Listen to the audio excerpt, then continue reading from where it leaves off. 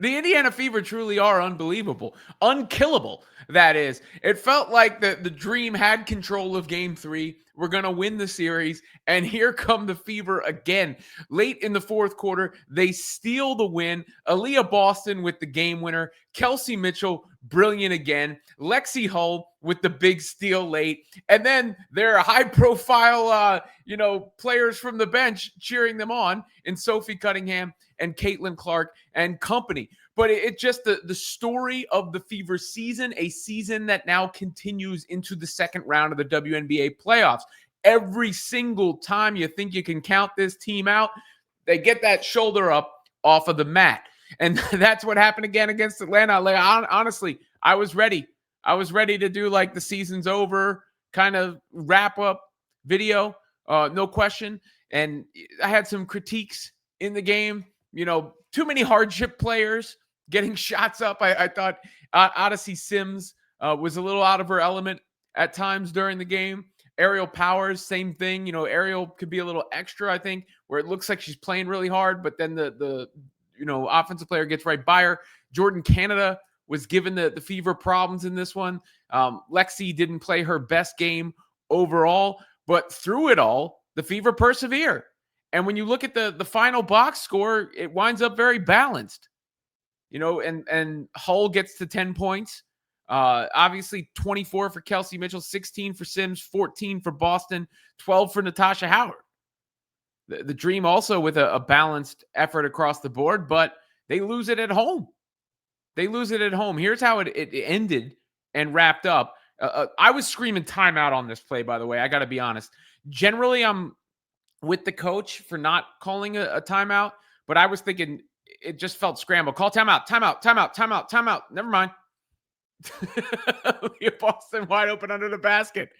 Puts the Fever up for good there. And then on the other end, Lexi is just such a hustler. Even when she's struggling a bit or not, she had some problems defensively actually in this one.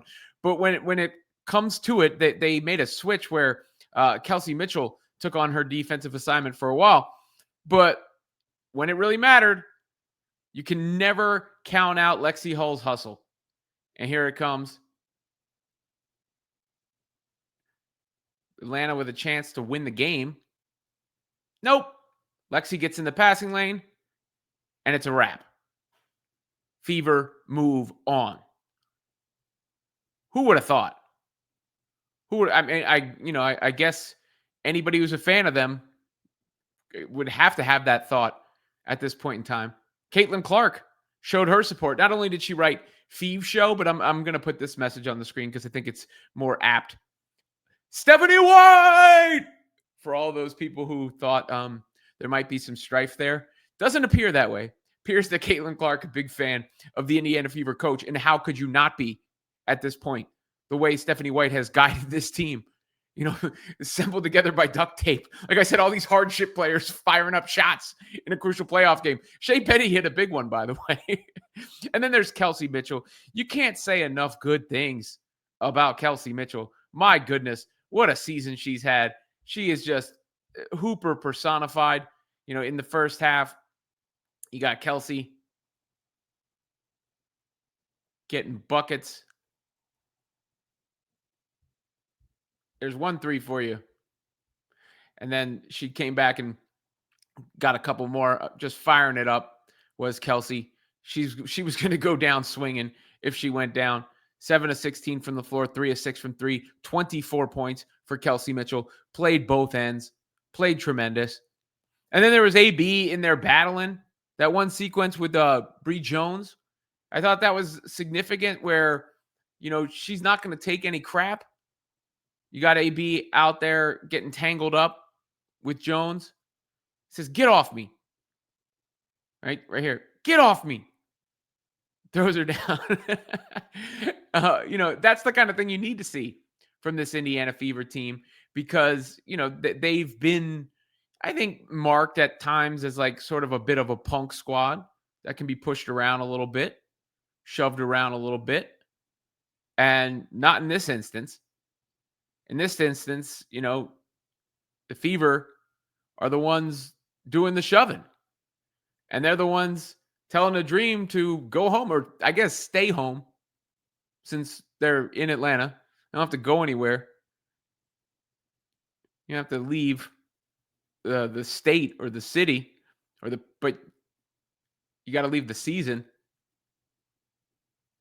There's that celebration. How could you not be happy for them? Wow. Just a, I mean, it's almost the same story, right? Like it's like a repeat, but Fever respond to adversity, Fever move on, Fever stay alive, all these things. And again, up and down the line. Natasha Howard with another good game, by the way. I didn't mention her. And Bree Turner, she played her tail off. She played her tail off. It won't show up in the box score. She had 2 points, 1-on-1 from the floor, 2 blocks, but she was hustling, getting boards, D'ing up, doing all the dirty work, the things that help you win games. Again, a player who was much maligned for much of the season. Steps up when it matters. And it is what it is, Atlanta. No dream season for you.